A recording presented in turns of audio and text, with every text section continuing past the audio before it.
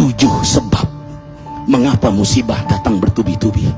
Yang pertama, karena banyaknya maksiat. Surah Yasin ayat 19 yang kita baca setiap hari. Kemalangan-kemalangan terjadi, musibah-musibah terjadi, malapetaka terjadi karena dosa keterlaluan kalian kepada Allah. Yang kedua, karena banyaknya orang berbuat zalim. Dengarkan surah Qasas ayat 59. Kami tidak akan menghancurkan satu daerah kecuali para penduduknya banyak berbuat zalim. Anak durhaka pada orang tua, istri yang berani kepada suaminya, perampok, pembunuhan di mana-mana. Ini mengundang bala bencana. Yang ketiga, mengundang bala bencana karena kelakuan tangan-tangan manusia.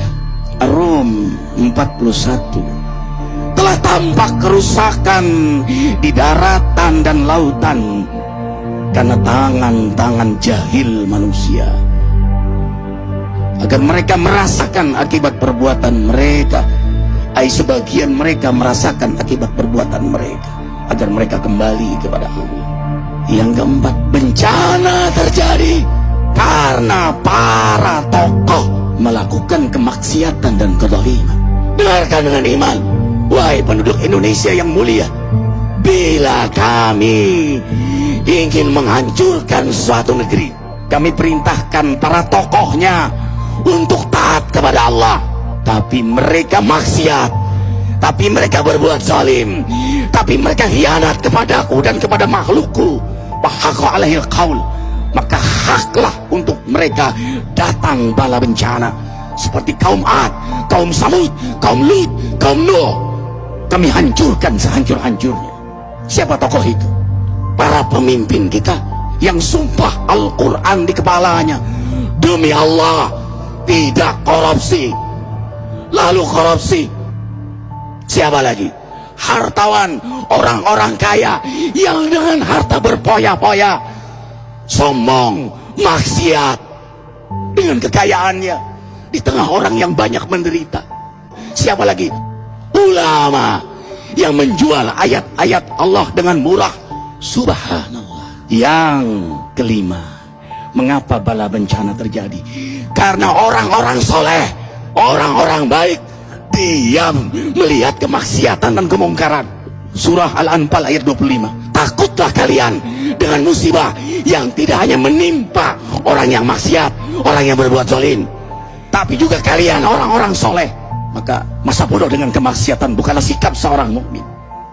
Amar ma'ruf nahi mungkar adalah amal cerdas. Yang keenam, justru karena rahmat Allah, karena peringatan yang Allah hadirkan agar hadir mahkamah kesadaran kita.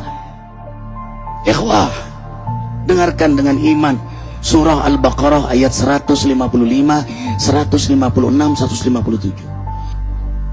Kami pasti uji kalian dengan sesuatu yang buat kalian takut lapar, takut miskin, takut kematian. Tapi kabarkan berita gembira bagi hamba Allah yang sabar dari semua ujiannya, yang mereka berkata, sesungguhnya kami milik Allah dan sungguhnya kami akan kembali kepada Allah. Yang terakhir, yang ketujuh, ada yang nanya, bagaimana yang maksiat yang selamat? Tenang-tenang saja. Yang berbuat zalim malah sukses. Di mana keadilannya? Allah Maha Adil. Dengarkan surah Hud ayat 15-16. Barang siapa mencari kesenangan dunia, lalu dia menghalalkan semua cara, apa kata Allah? Kami beri, tapi di akhirat tidak mendapatkan secuil pun kenikmatan, malah nikmat di dunianya menjadi bahan bakar azab untuk dirinya. Itulah istidrat. Lalu apa sikap kita sekarang?